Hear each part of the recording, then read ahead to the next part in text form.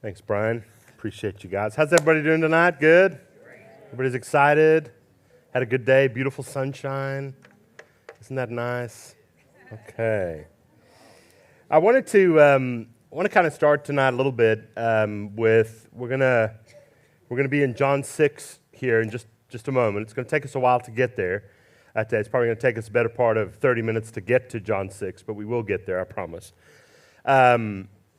What are you guys learning so far? What are some things that have been significant that have just really spoken to your heart, or maybe they don't have to be huge, big revelations, but just things that maybe you felt blessed by in the midst of this? Anything you guys want to share or you want to be transparent or open about? Yes, ma'am. Yeah, one thing that really touched me and it stuck with me is when you said that Jesus wasn't sent here to heal, he was sent here to save. Yeah. And I feel like that kind of gave me some peace about a lot of things I was Yeah. Yeah, Jesus wasn't sent to heal us. He was sent to save us. And I think sometimes we miss that little antidote. And a lot of the times that we pray, and it's not that we shouldn't, a lot of the things that we pray for in our lives usually have to do with healing, not with saving. And ultimately, I mean, if we really flesh that out, if we are saved, we will ultimately be healed. Right? None of us gets out of this journey alive. So it doesn't matter if it takes you 20 years or 50 years or 100 years. We ultimately, salvation is the end, not healing along the way. So thank you for sharing that. What else? Anything else? Yes, ma'am. Another quick takeaway for me was how Jesus helps those who ask. Yeah. That's a nice reminder. Jesus helps those who ask or who his mom tells him to help. Let's be honest. Last week, I do need to apologize. Last week, I kept pointing to Rick over there, and I called him Ron because Ron was sitting over there, and I don't know why, but I had so every time I'd look at Rick, he would do this. So Rick Ron is not here tonight, but it'll all work out, I think, which is fine. So, okay, what else? Anything else that's significant? Anything else? Yes, ma'am. I feel I forget who mentioned it in the first class, but when we were going over the miracle of Jesus making the wine, Mm-hmm. someone and he tells his mom it's not my time yet. Yeah. And like I said, I forget who brought it up, but they mentioned that he said that because he knew what was to come, and he wasn't ready for that to start. Yeah. I had never heard that, and ever since that first class, I keep going back. Yeah. Yeah, it was actually Tom Young who said that in the water to wine story, in the water to wine part of the story, the reason why Jesus is resistant and says, my time has not yet come, probably also has to do with that human side of him. We haven't seen the God side of Jesus yet, but that human side, when he steps through across the threshold into the miracles, it's like the clock starts ticking. And that was actually very new to me. I was like, wow, that's a great way to think about that. So I think that was very good. Anything else? One more. Who else had their hand up? There you go. I think as you have reflected back to the Old Testament and seeing how this is sort of a reworking of some of those things, it's kind of a lot of times mind blown. Yeah. And then also realizing how familiar that would have been Yep. to the people at that time. It's just kind of like, how did they not? That would be so Yeah. familiar to them. Right. There is a familiarity with what people are reading in the Old Testament. A lot of this would make sense. We miss a lot of things that they would not have missed. Like the 38 years we talked about last week. They would not have missed that because they knew the narrative. They knew the story, especially if they were the Jews. Now, that sort of changes as more Gentiles come into the story as the church emerges because not everybody has the same history. But a lot of the stuff, it's kind of like if ever the Bible, and we catch some of them, because like in Luke chapter 10, Jesus sends out the 72, and it says he sends them out 2 by 2. Now, you caught that, right? Okay, it's image of Noah and the ark, right? The animals went in 2 by. You remember these songs, right? You guys sing these songs? We're going to sing them at the end of tonight, so really going to get excited, okay? I'm in the Lord's army, yes sir. No, okay. You guys remember these? Okay, they're great. But we're gonna talk through some of these things. It also is a little unfair because, like I shared with you guys, understanding all these things and putting all these things together, it doesn't mean that you are are not bright or that you just don't understand something. Unfortunately, I have a lot of sources to draw from. I feel like I was very well trained through different things to learn how to piece these things together. But it's something that no matter how many times you read the Bible, it's like layers of an onion. You peel away more layers, and every time you read it, every time you see it, more is revealed, more is revealed. And what is revealed in the time that we need it is what we need in that time. And sometimes when we read the Bible again, we see it differently. So there's some really, really great things about it. But tonight we're going to be talking a little bit about the feeding of the 5,000. But before we get there, what is the day that Jesus seems to do most of his big miracles? Sabbath, right? And he is constantly getting in trouble for doing things on the Sabbath, okay? One might say that is the behavior that is annoying the religious leaders is because he's doing things on the Sabbath, okay? I remember I asked a similar question to this. I asked in one of our groups, I said, you know, what frustrates you about people, or what behaviors do you dislike about other people? And the first person that answered, she's like, I don't like slow people. And I was like, you can't say that. And she's like, if I'm driving and somebody's in front of me, I just don't like, and I was like, okay, we need to have another way that we can say that. But if I asked us, what frustrates us about people? Well, what frustrates me about people is people who take too long to tell a story. My second child, she tells stories in real time, okay? Like, if she's like, I need to tell you what happened at school today, I'm like, okay, we're going to relive every second of fifth period right now, okay? She's a slow storyteller. But there are things about people that annoy us and frustrate us. It's always ironic to us. Either the stuff that annoys us about others is either opposite to what we're good at, or it's exactly what we hate about ourselves, right? It's called the Hector projector, right? You spot it, you got it, is usually the case. But Jesus does a lot of miracles on the Sabbath. And the religious leaders, that seems to be the source of tension. Now, what we learned about last week, what Billy preached about when he was here, is when Jesus goes and overturns the tables in the temple, that does not help his cause. But for the most part, they are frustrated because he's always doing something on the Sabbath. Okay, now let me ask this. What is the significance of the Sabbath? It's a day of rest or day of worship, right? What is the origin of the day of Sabbath? Creation, right? What does the Bible say? If somebody could paraphrase, what does the Bible say that we get to the point of Sabbath? What does it say? God worked for 6 days. On the seventh day, he rested. Not quite sure why God needed to rest if he's all-powerful. I don't think it probably means what we think it means, but it means a day to reflect. A day to allow things in, a day to slow down and stop, and not to be a doer of things, but to be a receiver of things, right? So creation has it. Then we don't see it for a long time. It's not really official until when? When does Sabbath become official? It becomes a part of the Ten Commandments, right? Anybody know what number commandment it is? Come on, take a guess. You got not 5, less? No. Not 3? No, come on. You guys are the worst guessers ever. Okay. It's the 4th commandment, okay? Wow, that's going to be on the test, Brian. Go ahead and write that in. Which commandment is the Sabbath? I don't know. The 11th? I don't know. Okay. It's the 4th commandment. Can I teach you a couple things about the commandments? Okay? It's the 4th commandment. The first 3 are about God. Don't have any other gods before me. Don't misuse my name. Don't have idols. 4th commandment is Sabbath. The next 6 are about people. Don't murder them. Don't kill them. Okay? There's a reason why Sabbath is number 4. I'm not asking you to try to trip you up. It's a hinge commandment. Sabbath is the way that we take from God and then interact with people. Okay? It's a hinge commandment. And it's right in the middle. It makes the top 10 list. Okay? I believe there's 623 commands given on that day. They stop God after 10. Okay, that's enough, Moses. Why don't you just go up the mountain and go and get the rest, right? That's how this emerges. But the top 10 list is what sort of stays with Israel.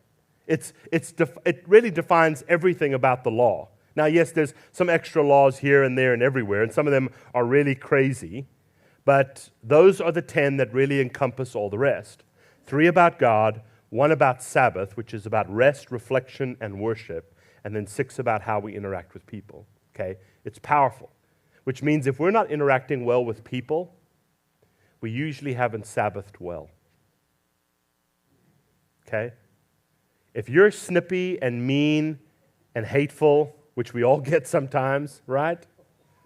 It's not because we went on a vacation.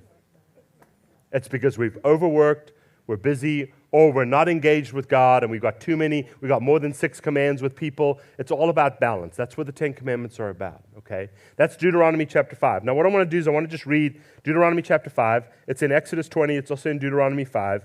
This is the command in Deuteronomy chapter 5. My eyes are tired tonight, so I need glasses, unfortunately. Okay, verse 12, Deuteronomy 5, it says, "Observe the Sabbath day by keeping it holy." The word holy does not mean religious. It just means separate. It needs to look different than other days. So in other words, keep the Sabbath day to the Lord as being a different day than the other 6. As the Lord has commanded you, 6 days you shall labor and do your work, but the 7th day is a Sabbath to the Lord your God. On it you shall neither do any work, neither you nor your son nor your daughter, nor your male or female servant, nor your ox, nor your donkey, nor your animals, nor the foreigner residing in your towns, so that your male and female servants may rest as you do. Remember that you were slaves in Egypt, and that the Lord brought you out of there with a mighty hand and an outstretched arm. Therefore, the Lord your God has commanded you observe the Sabbath day. Okay, not a suggestion. This is part of the top 10 list. You need to actually do this. And we should encourage people to take Sabbath. In fact, if we are not taking time away and time that's restful, we are actually we're violating what God wants us to do. Okay, now I want to teach you a little bit of something about Sabbath. Why does God give them the law at Mount Sinai? He takes them out of the desert, across the Red Sea, kills all the Egyptian soldiers, and then takes them to Mount Sinai and he gives them the law. Why does God give them the law? Doesn't that seem a little mean? Why doesn't he just say, hey, off you go? Why does he stop and give them the law? It's a guide. Yeah, then it needs to be something eternal, not just something that is, in Moses' lifetime, right? Yeah?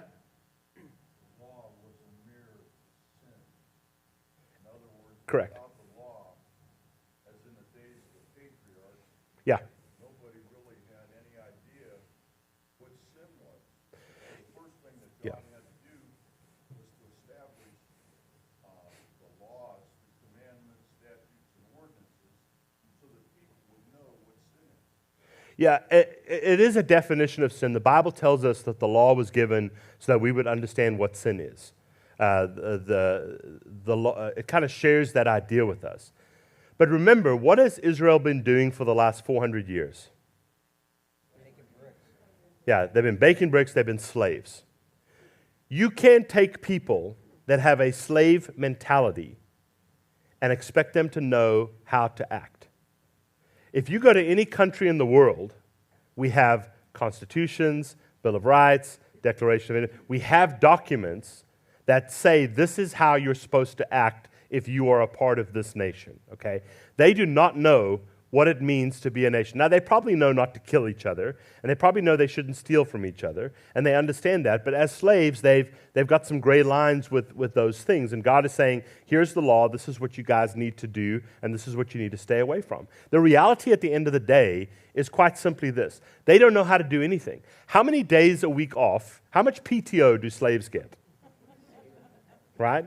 How many sick days? Oh, my back hurts. There's no such thing. They have worked 7 days a week. They don't get vacations. They don't get sick time. If you're sick, you better suck it up. We're not going to give antibiotics to slaves. We're just going to work you until you die and somebody else will take your place. It's really harsh. It's really terrible. but this is the reality of what they are experiencing and what they're living in. And so God has to guide them and tell them, this is what it means to be a people. This is what it means to be a nation. And he gives them a Sabbath, something that they have not had for at least 400 years. Okay? It's amazing, right? You think your job is hard. Try not having that for a long time. But God is giving them identity. Now, I want to show you something. In Jewish culture, the Sabbath is which day of the week? Seventh day of the week, right? Saturday is the seventh day of the week. We do not worship on the seventh day of the week. We worship when? On the first day of the week. Why do we do that? Why did that change? Because Jesus rose from the dead on Sunday, right? And there's this movement that sort of shifts, that they're moving out of Judaism into something new. But it means so much more than that, okay? If you don't take anything else away from tonight, well, this is one of the things hopefully you take away from tonight. This is it. The Sabbath in Jewish culture represents the law. You work for 6 days, and then you are rewarded with a day of worship, rest, and reflection. Okay? That's what Sabbath is. You work for it, and then you get something at the end. Which day of the week do we worship? Grace is opposite to law. You don't work 6 and get 1. God gives you 1, and then you're supposed to work 6. Isn't that crazy? Even the day that we worship is representative of what God does. God gives us the gift first and then hopes that we will live into it, versus, hey, when you earn it, then we'll get it at the end. There's a mentality mind shift that actually takes place. Now, this doesn't work so well with parenting, okay? Because parenting is all about bribery and threat. Right? You're laughing, but you know I'm right, okay? If I go to my kids and go, I'm going to give you $100, and I'm just going to hope that you're going to act right and do your chores this month, right? It's not going to happen. And yet, it shows God making a careless move because of what he wants everything, even the day that we get together to worship, needs to be a representation of grace and not of law. Okay, there's something super powerful about that. Okay, now Jesus does a lot of things on Sabbath. He does a lot of healing on Sabbath. Now, why didn't he just wait until, do it on Friday or do it on Monday or Sunday? Why does he do it on the Sabbath? Do we know that he doesn't? He does do some things outside of Sabbath. We know that. But a lot of them happen on the Sabbath day. But why does he do them on the Sabbath? He's just trying to torque them off? No, not maybe so much. Yeah, Tim? Didn't he fulfill the Sabbath? He does, yeah. Jesus is Lord of the Sabbath. There's text about that. Jesus and the Father were one, and the Holy Spirit came down at his baptism in the Jordan and dwelt upon him. He only did what he seen the Father do, Sure. Yeah, Jesus is obviously acting in unison with God. And I think part of it is, the reason why we do a lot of healings on Sabbath is because people are working the rest of the time. And this is the one day that people are together and actually able to bring their loved ones there. And so when they go to the temple, where they should be treated well and treated with healing and treated with love, they're not. And so they go away wanting more. I mean, that's what the temple should have been, right? You come and encounter God, and you find healing, and you find the things that you want, but they are being denied that. And so Jesus really uses that as an opportunity to sort of echo and say, this is what God has meant this for, right? Remember, John is a retelling of God's story through the eyes of Jesus, and he's basically going in and saying, look, God's going to make this right. And that's why he does a lot of things on the Sabbath, because that's when people are there. That's when people are available. He does do miracles at other times, but that's the thing that really gets under their skin more than anything, because it's not working with their plan. When people should be coming to temple and they're saying, Jesus is healing people over here, people are diverting and going to see Jesus, and they're not making their money. Okay? And this becomes an antagonism. It's always so interesting. If they're so busy at church, why do they always know what Jesus is doing on the Sabbath? Right? It's just kind of an interesting thing. It's kind of like the guards after when Jesus raises from the dead. What do the guards say? While we were sleeping, the disciples came and stole the body of Jesus. While that is a really accurate account for sleeping people, right? Yeah, you really nailed it, but you were sleeping, but you happened to see everything that happened. Okay, it starts to become this ridiculous thing. Okay, so let's go to John chapter 6. But I wanted to kind of tell you that, even though I know Sabbath was tied more to last week's story, because Jesus does do it on the Sabbath, and then he's questioned about that. Today we're going to jump into the feeding of the 5,000. Okay, so the first 15 verses, John chapter 6. Just incidentally, next week we're doing John chapter 6, verse 16 to verse 70. Okay, so you may want to read the walking on the water all the way to the end of the chapter, because John's going to actually share some good theology with us. Okay, so it says this in John 6, beginning in verse 1. Sometime after this, Jesus crossed to the far shore of the Sea of Galilee. That is called the Sea of Tiberias, okay? The Jewish name is the Sea of Galilee. The Roman name is the Sea of Tiberias. They renamed everything. And a great crowd of people followed him. Why did they follow him? Because they saw the signs that he had performed by healing the sick. Then Jesus went up onto a mountainside and sat down. Remember we talked about this? Anytime anything happens on a mountain, we should pay attention because God is going to do something. Anytime it says they went up on the high place, because that's the way that we perceive things, right? If heaven is up and you go up on a mountain, you're closer to God, right? Where the ark lands, it's on the mountain. Where Abraham sacrifices his son is on the mountain, right? Where Moses gets the law, it's on the mountain. Where Jesus preaches his first sermon, it's on the mountain. When Jesus sees the transfiguration, it's on the mountain. When Jesus is crucified, it's on the mountain. Okay, where he ascends into heaven, it's on the mountain. Anytime the Bible says he went up onto a mountainside, you need to watch because God's going to do something, okay? Goes up on a mountainside, and he sat down with his disciples. The Jewish Passover festival was near. When Jesus looked up and saw a great crowd coming toward him, he said to Philip, "Where shall we buy bread for these people to eat?" He asked this only to test him, for he already had in mind what he was going to do. Now, does anybody know, if you have a study Bible, look at your notes, why does he only ask Philip this?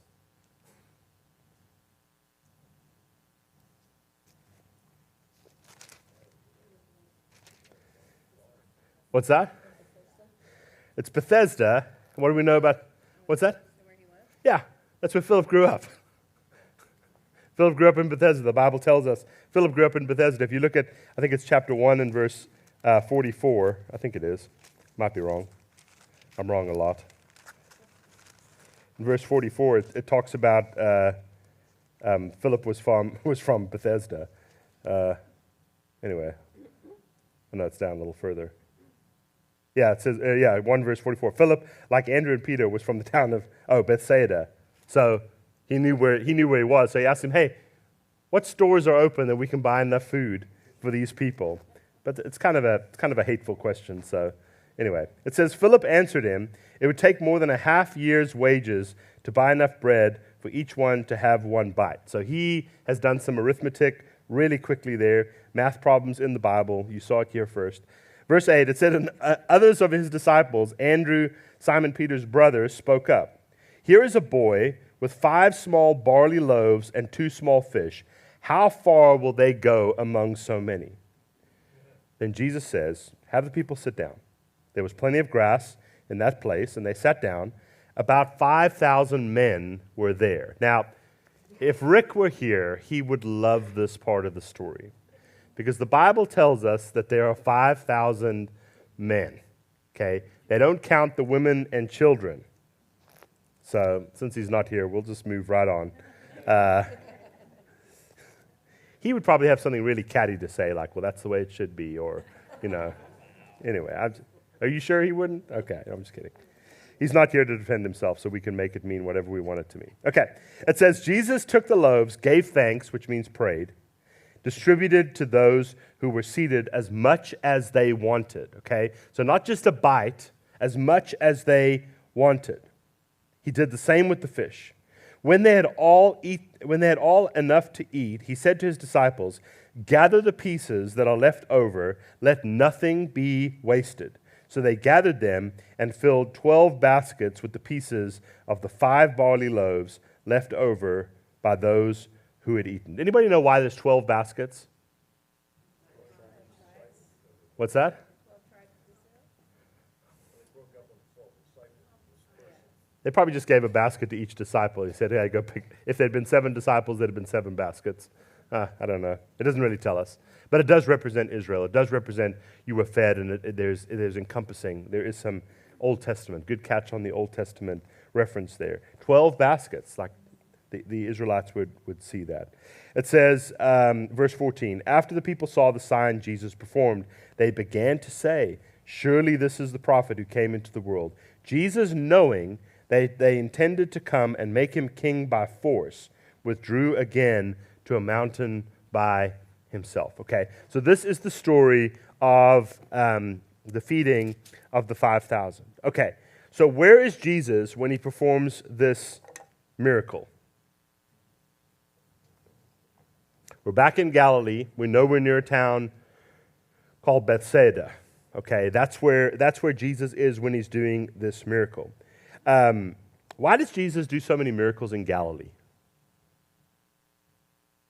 Cana in Galilee, the second one's in Cana in Galilee. Okay, then there's one in Jerusalem. Now we're back in Galilee. Why does Jesus do so many miracles in Galilee?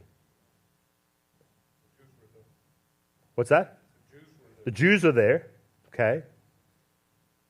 Yes, sir? Yeah. Yeah, correct. He starts his story in Bethlehem, grows up in Nazareth, and then he lives most of his life in Galilee. Okay, so this is where he's from. So he wants to help the people that are closest to him, that are around him, the first and the most. That's ultimately what he wants to do. So there's definitely a part of that as well. How many miracles has Jesus performed by this point? What does the Bible say? Yeah, many, right? We're past counting now. We know the first 3. Now that we got through the first 3, Jesus is performing more and more miracles. This is where the end of the Gospel of John probably comes into play a little bit as well. So let's see. So what is the task that Jesus gives to the disciples when he sees the crowds? How are we going to feed these people, right? How are we going to do this?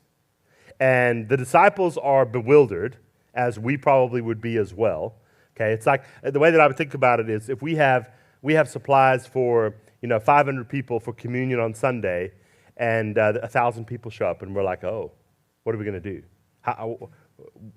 There would be a sense of anxiety in something that happens. And then they say the cost is about a half year's wages just to feed these people, so that they would have just enough food, for one bite, just to keep them going. What is the food so they steal a boy's lunch. Let's just be clear about that, okay? He's the only Boy Scout that was prepared, and he has 5 barley loaves, and he has 2 small fish, okay? Now, I want to tell you this. Barley loaves are poor people food, okay? This is not glamorous food. This is not a focaccia bread or ciabatta. This is barley. It's like these little, balls of barley that have been probably boiled. They probably don't taste very good, okay? It's simple food. He is not some sultan walking around with his, lavish buffet. He's got a lunchbox with a few things, fish and these 5 barley loaves. Okay, that's going to be significant in a minute. Okay, so when Jesus goes up on a mountain, what does he traditionally do? Prays, preaches, shares a story, unpacks the law for people, or whatever he does. Like I said, anytime Jesus does something on a mountain, we need to realize that it represents something. So if Jesus, okay, remember a lot of the story right now is still about Israel being released from Egypt as slaves, okay? Who was the leader when they were released from Egypt as slaves? It's Moses. When does Moses go up on the mountain? To get the law, okay? And later there's battle stories, right? He goes up, remember he has to hold his hands up, then he gets tired, So they put rocks, try to hold his hands up. They can't do that. So they put rocks under his hands, right? Because the team's winning as long as he keeps his hands up and is basically worshiping God. And as soon as he stops worshiping, then his team's going to lose. I mean, that's kind of the image. So when Jesus goes up on a mountain with these Jewish people right around Passover, which happens to be, Moses is the one who initiated Passover. So right around Passover, he goes up onto a mountain. People are putting this together. Well, that's what Moses did around Passover. And then he went up on a mountain. And then God did something great. So they are constantly anticipating. And Jesus, by the way, is doing miracles and signs as he goes. So they are automatically thinking he's like Moses 2.0, right? And they're just waiting for the booming voice, or is God going to open up the river and all the Romans are going to fall in this time? And then that's what they're anticipating. That's what they're thinking. Do you understand why they're thinking that? Why they would be thinking that? Why they're thinking, okay, maybe this guy's all right. Maybe he's kind of like Moses. Moses, he hit a rock and it started, there was a stream of water. Maybe this guy is kind of like Moses. He's doing some of the same things. So they are constantly moving and saying he has some power that maybe we haven't quite seen, and we want to see what he's going to ultimately do. So there's some great stories in this as well. When Jesus preaches a sermon, this is now Matthew's gospel, a little bit in Luke as well. When Jesus preaches a sermon on the Mount, they are thinking about all these prophets of old that have done significant things on mountains. And they want the next one to come from, that place. Okay, I'm getting there, I promise. Okay. Where did Passover lead the people? Where did Passover was, remember, when they painted the blood on the doors, angel of death passed over. We're going to talk about that this Sunday. Then they're led out into where? Into the wilderness, or into the desert, or into the deserted places, right? They're led out into the places where people maybe they're not as inhabited as other places, okay? Where is Jesus when the feeding of the 5,000 takes place? He's in the countryside. He's in the outside of the city limits, right? He's in a place where there's a few people around. There's a small town over there, but he's kind of in the deserted place. He has led people symbolically to the desert. Anybody remember what happened to the Israelites when they got to the desert? They started what? They started complaining, right? Which we never do. Right? What do they complain about? Oh, it's so hot. Right? No. Yeah. Man, Egypt wasn't so bad. I mean, the beatings were terrible, but they had good produce. We should go back. It was decent, right? They get out in the desert and they start complaining, and they worry that we're going to die. Moses, you've let us out here and we're all going to die. We have nothing to eat. And Moses prays and talks to God, and what does God do? He says, I'll send you manna from heaven, right? And then God, remember the story, God tells them, only take enough for one day, but what they do is they go out, they take as much as they can, they put it in their tents. It says their tents start to sink because it breeds worms and maggots, and it's awful, and it's meant to show that as they take every day's journey, with the exception of the day before the Sabbath, they only need to take enough for one day. It's this constant reliance on God in the midst of these things. There's something very powerful about that. Now they find themselves with Jesus in a deserted place with nothing to eat. And guess what they start doing? Probably, man, I'm so hungry. And so Jesus says, well, why don't you feed them? Because that's what they're expecting. Ironically, the miracle of feeding the 5,000 is very reminiscent of what? Manna in the desert. Okay? In fact, a lot of people have argued, even though it can never be proved, that barley loaves are nothing fancy, but that's it. Why didn't Jesus make them something fancier? Why wasn't it rotisserie chickens and mac and cheese? That would have been an awesome miracle. Jesus really feeds the 5,000, okay? Why didn't he make something extravagant? Just think about that for a second.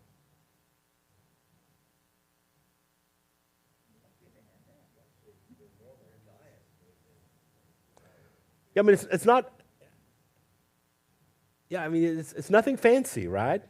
It's just simple, Kara?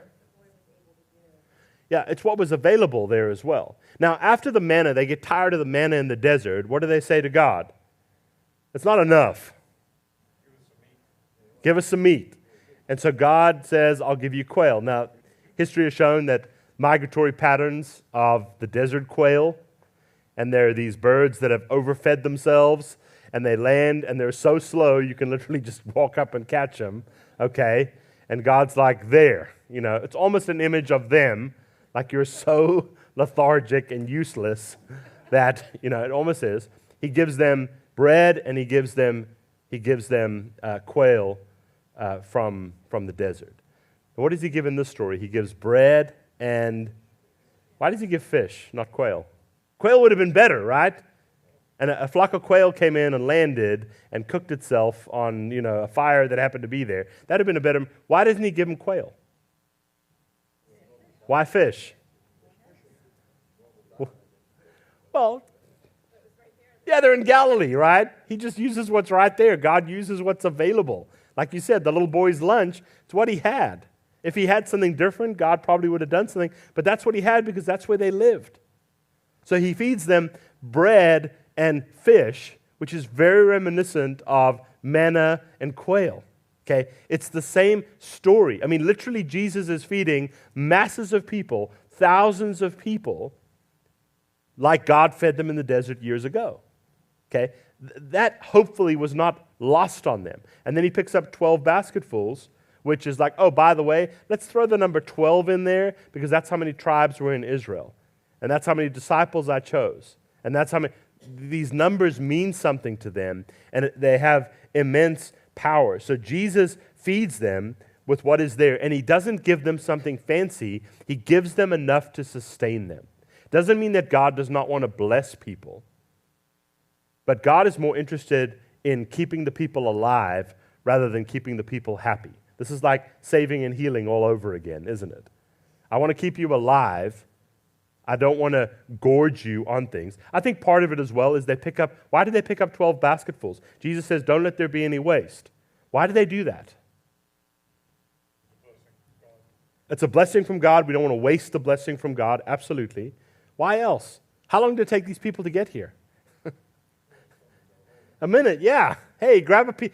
On the way out, just go by one of the disciples and grab you little bran flakes and some, you know what? Yeah, I mean, that's sending them home, sending them on their journey, and the blessing of God is not wasted. We don't leave the blessing of God out on the field. It's too abundant, it's too positive, it's too good. We take a little bit with us, and food becomes a part of us. I don't want to spoil this week's sermon because we're going to be talking about this as well. So God feeds them. This is a recreation miracle of manna in the desert. Okay, it's really kind of cool and profound. Yes, sir. What do you think Andrew was thinking when he was bringing the fish and the loaves? Did he feed Jesus, or was he thinking ahead and saying, "Maybe a lot more"? I don't know. Well, yeah, what is Andrew doing? What does Andrew think? Why does he bring the boys' lunch to Jesus? What does he think Jesus is going to do? I think that at this point, Jesus has done enough miracles, and they're remembering the water to wine. So they're not quite sure, but they know it's going to have to be something miraculous. It's the echo of the story of the desert, as well as, I don't know that they know what Jesus is going to do, but they know that he can do something because they bring it to him. I always think it's interesting that when Jesus breaks the loaves or breaks the fish, the first thing that he does is what? He gives thanks or he prays. Right, which is part of the rhythm of why we pray. I mean, it was traditional to pray to do chants and other things before you had meals in Jewish culture. But part of the reason is before Jesus does a lot of the big miracles, it often says he looked up to heaven, or he spoke to his Father, or he did something. That's also kind of a tell. When Moses goes into, God, what do you want me to do? How do you want me to? There's a lot of that conversation, which is also indicative of what he's about to do. I don't know that we know how it could have been written differently, because in other stories, there's not just one feeding story, there's a few feeding stories. And every time there's a feeding story, the disciples have the same response. What are we going to do? And they've forgotten, like 5 minutes ago, Jesus was doing something great. You had a comment there? You good? Okay. No? Yes, sir? Pastor, wasn't the barley crop the first crop also? Say that again? The barley crop, Yeah, Jewish culture, it was. that was traditionally the first crop. Yeah, it's one of the, it was the barley, the first crop. Yeah, it's also what they call cash crops. If people have fields, it can be a 6-week crop. It grows pretty quickly. It's really easy to sustain. It's hard to kill. It's abundant. It produces a lot. It's not fancy, but it's sustaining. So a lot of people would use that in everyday life. Wheat takes a while. Corn takes a while. Barley does not. It's really simple food. And that's why food that was abundant and quick growing is usually cheaper. Right? If you want to, I mean, think about food today. If you buy the aged cheese, it's way more expensive than the stuff that they can make in 10 minutes, or whatever it might be. Same is true for meat. Same is true for other things. Things that take time usually have a higher price. So yeah, it's a good catch. Just a cheap and abundant thing that was there. I love the way Jesus uses what was right there. Don't you? He doesn't do anything fancy. Doesn't do anything out of the ordinary. This is not a treat. This is just to sustain them. And that's meant to kind of be the miracle. Hey, God is here to sustain you. Comes right back to what you said in the beginning. God's not here to necessarily heal you. He's here to save you. And so that story unfolds. What else? Anybody got any other observations or anything? Yes, sir. 5 loaves, 2 fish. 5 loaves, 2 fish? What's the number? Yeah. It is, number 7. Yeah. Although in the next story, it kind of defiles that because then they have 5 fish and the numbers change a little bit. But yeah, there's probably some significance there as well. That might just be a portion of how much they would give you. But yeah, there is some significance. Those things would not really be lost. Yes, sir. Is there any correlation between the boy who brought a lunch, enough for himself, and the blessings of God, and when they're available to the people, they were allowed to take as much as they wanted? Is that indicative of some divine message that Jesus wants to bring them as well? That God's blessing is available, all they have to do is want it, Yeah. receive. Yeah, so the boys prepared by bringing the lunch, but the blessing is available, but we have to choose it. I don't know that the boys traveled with them the whole way. I think he's probably just a passerby. He's probably just coming from a regular job or whatever he's done. But I don't think that the underlying message of when you walk with God and you ask Him and God's blessings are abundant, because you're right, you said it earlier, a lot of the miracles that Jesus does He was asked to do them. And we should ask. Jesus, the Bible often says you don't have because you don't ask God, right? We should be in the habit of asking God. It doesn't mean, and we should ask with anticipation and belief that that we're going to receive what He ultimately is going to give. So yeah, there probably could be some of that. I think the preparation too. I mean, the boy probably ate more than he brought. He probably ate more than 5 barley loaves and more than 2 fish. And he probably still took some home with him. And we don't know what becomes of that boy, but I will guarantee you, Mom, I got to tell you the story. So I was in 5th period today, right? And these grown adults, I thought they were robbing me. They took my lunch, and then everybody ate, and then I still had my lunchbox was full. I filled it up again, and then I also brought this bag home with, I'm sure there was some reward for that boy as well in the midst of that, which I think is cool. So hopefully it's not like, and then he was the thief on the cross, oh, come on, No, so hopefully not that story. It's a good ending. Happy endings, happy endings, happy endings. That's what we're doing. Sorry, I'm making bad jokes tonight. I really need to stop. It's pretty good. If we were to apply this miracle to our lives today, if we were to reflect on this story for us today, what would it maybe remind us of? What would it? It's an open-ended question. It's not a set answer. If we were going to take this story and say, okay, the feeding of the 5, how does that apply to me and my life and my faith? How would you apply it? I'd love to just hear some of the things. How would you apply this? I went from welding, which which I shouldn't have been welding because I had siderosis diagnosis. So my friend calls me up and says, I need your resume, I want to get you in Duquesne Light. So I know that my lungs are scarred from top to bottom, all Okay. except for the top edge. Wow. When I go get the physical, I pass the academics, I go get the physical, I now blow in the tube and he sees a restriction, so he says, I'll just send you over and get a lung x-ray. So I go over and get the lung x-ray and I'm sitting there waiting for the results and the guy says, okay, you can go. I go over to the elevator, I says, okay, I can go, you know. So I go back to him, I said, can I see the lung x-ray? He says, you know what you're looking at? I says, yeah, I know what good, healthy lungs are supposed to look like. No scars, Really? no scars. Wow. Yeah, I was praising God, big time, That's awesome. yeah. And then I realized why he wanted me in Duquesne Light. There was more brothers there than you could shake a stick at. There was just fellowship constantly, That's awesome. yeah. Just in the moments that you think things are going to go a certain way and they turn out differently. By the way, I got some stuff in my house that I need welded, so I'll talk to you afterwards, which will be good. still weld. Jeff, do you have a comment? Yeah. Oh, yeah. Yeah, God can do so much with so little.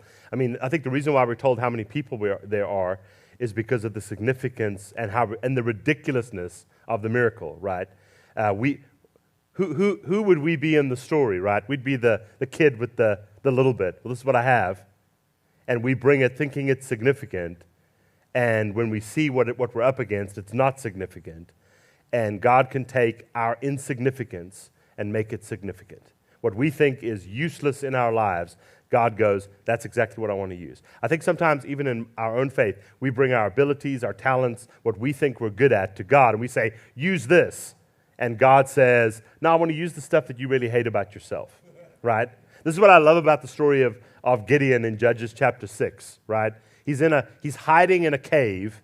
He's hiding from God. God says, you're a mighty warrior. He goes, what are you talking about? God says, I want to send you against one of the mightiest armies out there. I want to send you 22,000 people or 32,000 people show up. And he says, okay, we're doing okay. God says, if they don't want to be here, send them home. 22,000 of them walk away. Then he takes them down to the river, 10,000 of them. The odds are already against him. And then he says, hey, look at the way that they drink the water. Ends up with 300 guys.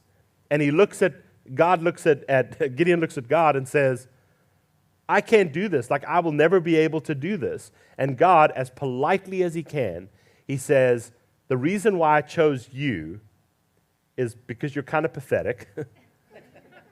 He kind of says that in the story. And he says, the reason why I'm sending you with 300 people is that when I have a victory, nobody's going to be confused about whose it is. Nobody's going to think, man, that Gideon, he's a good guy. They're already going, that village idiot led this. That's what they're doing. But he's willing to go. I don't mean to overstate Gideon. He's a good guy. But God uses the little bit that we have, and God often chooses the broken things of our life to use the most powerfully. And doesn't that just annoy you? Like, why doesn't God use the good things about our life, right? No, God uses whatever we have and exponentially uses them in mighty ways. Somebody from this side. We've had two on this side, two on this side. How would we apply this story going forward? Yes, ma'am. The Lord will provide. Yeah. Wouldn't that be a great reminder? Would we stop worrying about things as much if we realize that God's got this and that it's not really about us? Yeah, that'd be huge. Right? What else? He gives you what you need, not necessarily what you Don't say that in this place. God gives you what you need, but not what you want. I mean, we want what we want, right? God needs to step up a little bit. I don't need barley loaves in my life, God. I need lobster and caviar. Yeah, maybe sometimes we miss that. God will give us. Man, that's just an awful way to end this thing tonight. Go home. God's going to give you whatever you need, not what you want. You know. No, but it's true. I mean, we struggle with that because we're very broken and fallen people, and we want what we want. And I think God says, "Hey, I've got you. I'll provide. May not be exactly what you think, but I will take care of you." It's a huge lesson. You know, one thing about the gifts that he gives us, they're not gifts to hoard. They're gifts to use. Right. Yeah. I think that's what we forget is we have so much that we just want to Yeah, hold on that's right. to with both hands. Yeah. And he's giving that to Yeah. bless somebody else. Yeah, it's crazy. God gives to us so we can bless others. We sometimes get confused. This is why health and wealth gospel or prosperity gospel can be so damaging. If you just give a little, God's going to give you a lot. And we think God gives us a lot so that we can have. If you read 2 Corinthians chapter 8 and 9, Paul is writing to the Corinthian church, which is quite a wealthy church. And they're taking up a collection for the Jerusalem church that is in dire straits. They're living under the worst oppression that the church has ever experienced. And they are giving generously. And the Corinthian church has a lot of means. And Paul kind of calls them out, and he says, there are other churches, like in Macedonia and other places, they are out giving you, and you guys have more than them. And then he reminds them in that story. He says, God did not bless you so that you could be blessed. God gave to you or blessed you so that you could bless others. The stuff that we are blessed with is not meant for us. It's meant for others. And it's amazing because the more blessing that you have and share, the more that seem to come in. God, if you read Malachi, he said, I'm going to open floodgates. You're not going to know what to do with all that. You are never going to get tired of blessing. I remember there was a family, this is a couple years ago at the church I used to work at. They gave every single year. They were successful in business. Every year they gave more than the year before. And at the end of the year, they said their net worth was greater than when they started that year, even though they gave more than the year before. And their challenge every year was, we're going to give more away. And every year it happened. They said, we've got more than we started with this year, and we gave more this year. You cannot outgive God. That's what God will do. Yes, ma'am. You had a comment. Oh, no, it was something similar where, the Lord may only give you a small portion, but by faith, you Yeah. can take that and Yeah, use it exponentially. so that you Right. bless others. Yeah, never dismiss the small things in your life. Stop thinking that God only uses the big things. He uses the everyday, common things to accomplish His will and His purposes, which is huge. Yeah, that's wonderful. Do you guys have any questions about anything so far as we've gone through the study? Anything that you guys would like some clarity on, or any just fun questions that I might be able to answer in 6 minutes? I just want to give you guys a little extra time. Yes, sir. John writes the gospel, but this is long after the resurrection. Yes. Yeah, John writes this gospel probably anywhere from 50 to 60, 70 years after the resurrection. John is the last apostle to die. He dies as an exile under a false name. So he writes the Gospel of John, the book of Revelation, 1st, 2nd, and 3rd John. The argument is often that the Gospel of John is the last book written in the New Testament. So he's assuming that people have read the New Testament, that they know the stories of the church. But yes, it's the latest. It's by far the latest gospel. So he's assuming that you know a lot of things as you read this. Yeah, he doesn't retell parables. Yeah. Yeah.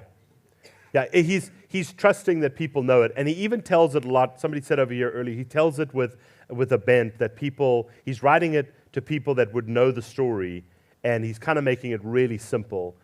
So as you go through it, you start to think, like, it's not a far reach to see the bread and the loaves and the fish as similar to the manna and the quail, right?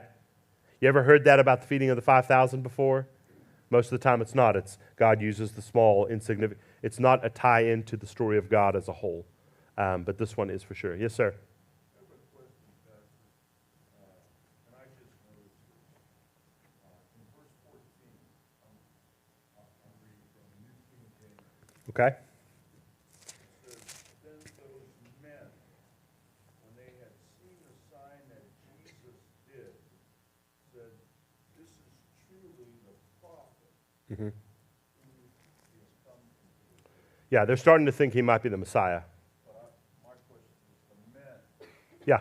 that was referring to strangers, not the disciples? No. It's not referring, no. So verse 14 is not referring to disciples. Part of the reason is, remember, we're still living in a patriarchal society. And so men are the significant. Women can still not own property. That's why they have to be married. This is the story of Ruth. She has to be married in order to, they can't own property. Women and children are what they call chattel, not cattle.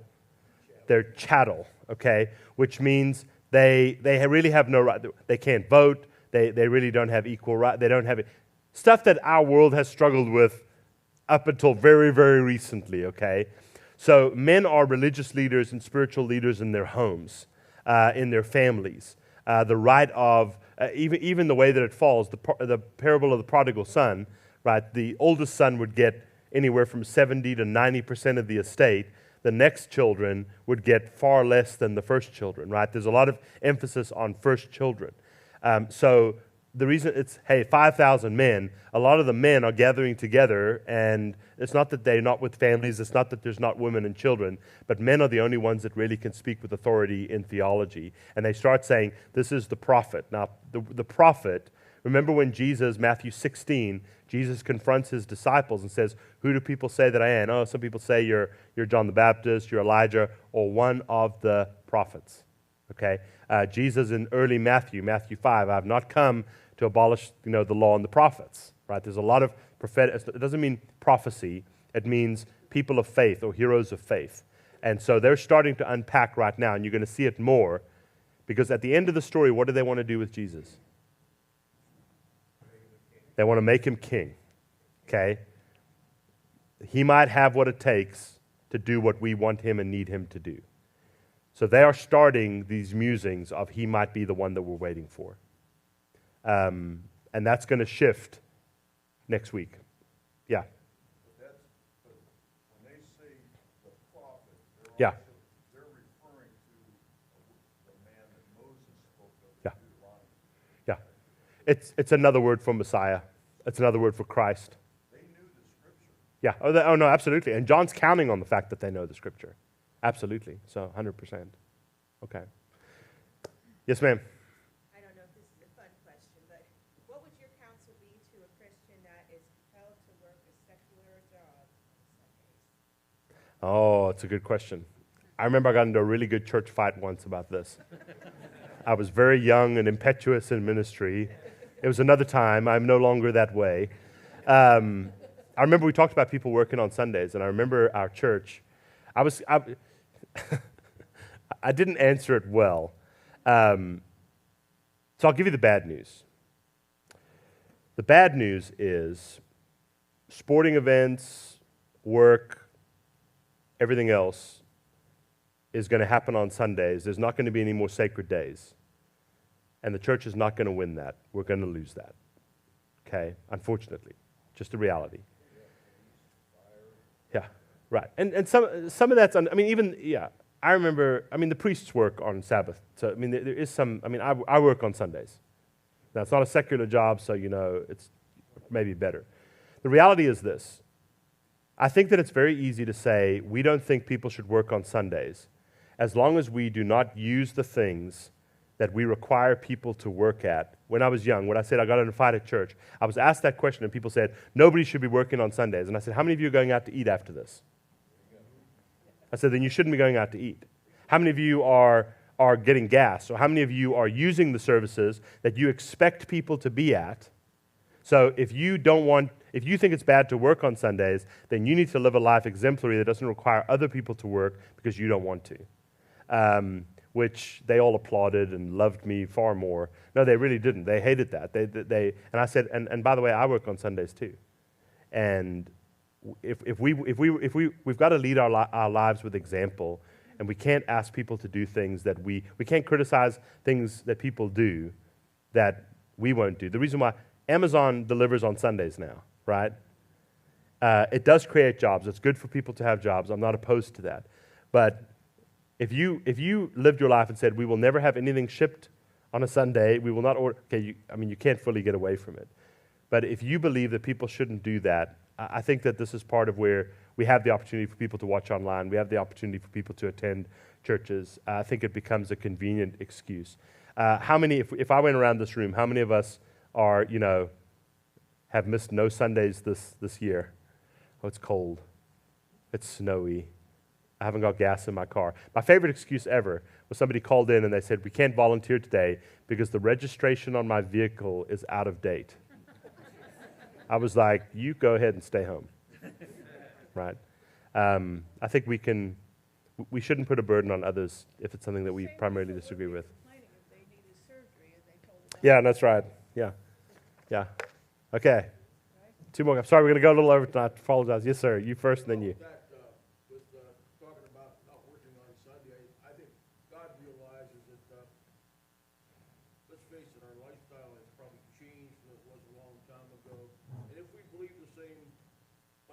Saturday, we believe on Sunday. Just don't be Sunday church goers. That's the way we do things. We do differently through the week. Yeah. Yeah. Or people, Sunday's my only day off, or what, yeah. So we twist it a little bit. Yeah. But it's human nature. Yes, sir. I sued my employer years ago who forced me to work on Sundays. Really? Yes. And the company was a Jewish company. Wow. Took it to court with an arbitrator. The state of Ohio ruled that the company had allowed me to have the normal operating time from whenever our first service started to our last service ended. Then I had to report to work. He also ruled that the Sabbath is not bound by a Saturday or a Sunday in the state of Ohio. It's whatever day you pick as your Sabbath.